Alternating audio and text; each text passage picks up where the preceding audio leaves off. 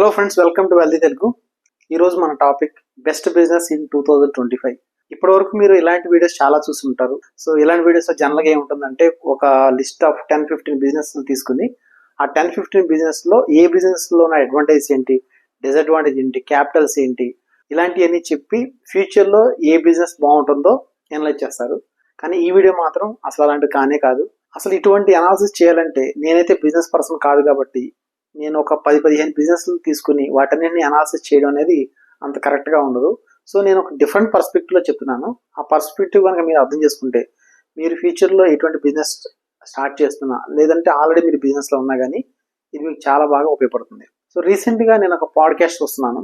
ఆ పాడ్కాస్ట్లో స్ట్రీట్ బయట ఆయన ఉన్నాడు కదా, ఆయన తన బిజినెస్ గురించి తను చెప్పాడనమాట. తన ఫుడ్ అంటే చాలా ఇష్టం అని, తను ఎలా ఆ ఫుడ్లోకి వచ్చాడు, తను ఎలా స్ట్రగుల్స్ అయ్యాడు, ఆ తర్వాత తను ఎలా బిజినెస్ స్టార్ట్ చేశాడు, ఆ బిజినెస్ అని ఎలా రన్ అవుతున్నాయి, ఇవన్నీ కూడా ఆయన చెప్పాడనమాట.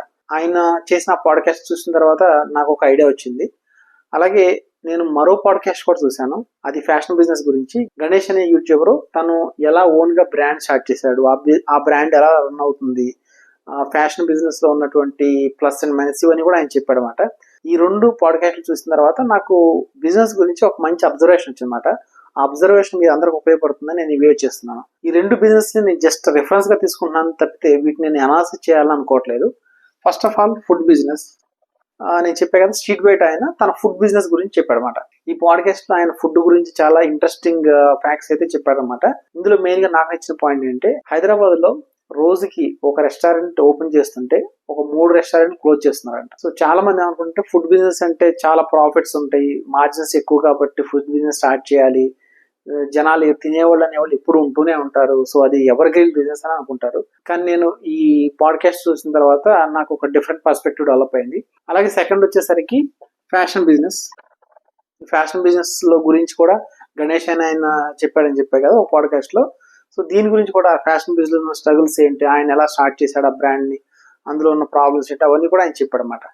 సో ఈ రెండు బిజినెస్లని నేను జస్ట్ రిఫరెన్స్ గా తీసుకుంటున్నాను, అంతేగాని వీటిని నేను అనాలిసిస్ చేయట్లేదు. అదేంటంటే చాలా మంది పర్స్పెక్టివ్ ఇలాగే ఉంటుంది, ఫుడ్ బిజినెస్ చాలా బాగుంటుందో లేకపోతే ఫ్యాషన్ బిజినెస్ చాలా బాగుంటుంది అనుకుంటారు అనమాట.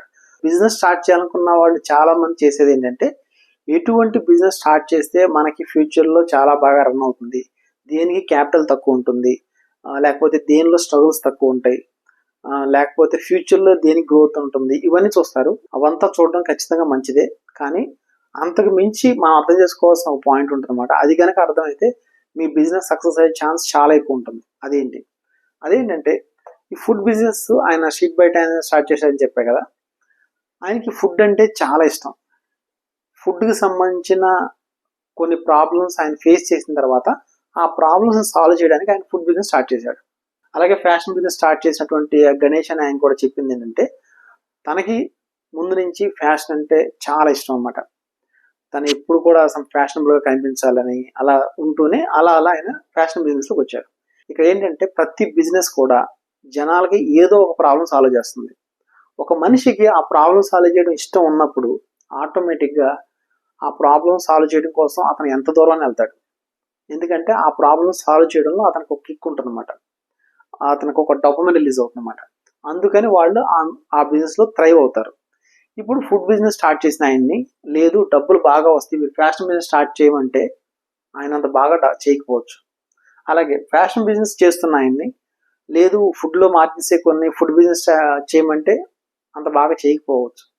సో చాలా మంది చేసే మిస్టేక్ ఇక్కడ ఏంటంటే, ఏ బిజినెస్లో డబ్బులు వస్తాయని చూస్తున్నారు కానీ ఏ ప్రాబ్లం సాల్వ్ చేయడం మనకి ఇష్టం అని చూస్తలేదు. అండ్ చాలా మంది చూసేది ఏంటంటే, ఎక్కడ డబ్బులు బాగా వస్తాయని చూస్తారు కానీ ఎక్కడ తొందరగా సక్సెస్ అయిపోవచ్చు అని చూస్తారే కానీ అసలు నిజంగా ఆ ప్రాబ్లం సాల్వ్ చేయడం మీద మనకి ఇంట్రెస్ట్ ఉందా లేదా అని చూడరు.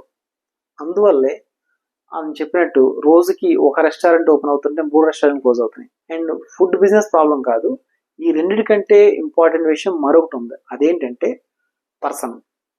ఆ పర్సన్కి నిజంగా దాని మీద అంత ఇంట్రెస్ట్ ఉందా అనే దాన్ని బట్టే ఆ బిజినెస్ సక్సెస్ అవుద్దా లేదా అనేది డిపెండ్ అవుతుంది. సో ఇక్కడ నేను చెప్పదలుచుకున్నది ఏంటంటే, ఏది బెస్ట్ బిజినెస్ అనేది ఎతికే బదులు ఏ బిజినెస్ నాకు బెస్ట్ అని కనుక మనం ఆలోచిస్తే ఖచ్చితంగా మనం చూస్ చేసుకున్న బిజినెస్ చాలా బాగా సక్సెస్ అయ్యే అవకాశం ఉంటుంది. ఇదే నేను హైలైట్ చేయాలనుకున్న పాయింట్. సో ఇక నుంచి ఏదో ఒక బిజినెస్ స్టార్ట్ చేసేయాలి, ఎక్కడ డబ్బులు వస్తే అక్కడ బిజినెస్ స్టార్ట్ చేసేయాలని కాకుండా ప్రతి పర్సన్కి ఏదో ఒక ఇంట్రెస్ట్ ఉంటుంది. ఆ ఇంట్రెస్ట్ 1 కావచ్చు, 2 కావచ్చు, 10 కావచ్చు. వాటిలో ఏదో ఒకటి పట్టుకుంటే కనుక ఖచ్చితంగా అది బిజినెస్ చేస్తున్నట్టు కాకుండా ఒక ప్రాబ్లం సాల్వ్ చేస్తున్నట్టుగా ఉండి దాన్ని మనం రోజు ఎంజాయ్ చేస్తున్నాం. దాంతో ఎలాగో డబ్బులు వస్తాయి. సో ఇది నేను అర్థం చేసుకున్నటువంటి పాయింట్. అండ్ నేను చెప్పినట్టు నేనేం బిజినెస్ ఎక్స్పర్ట్ని కాదు, బట్ స్టిల్ నా అబ్జర్వేషన్ ద్వారా నేను ఈ విషయాన్ని అర్థం చేసుకున్నాను. మీకు కనుక వీడియో నచ్చితే ఇది ఎవరికైతే ఉపయోగపడుతుందో వాళ్ళకి షేర్ చేయండి. Thank you. జై హింద్.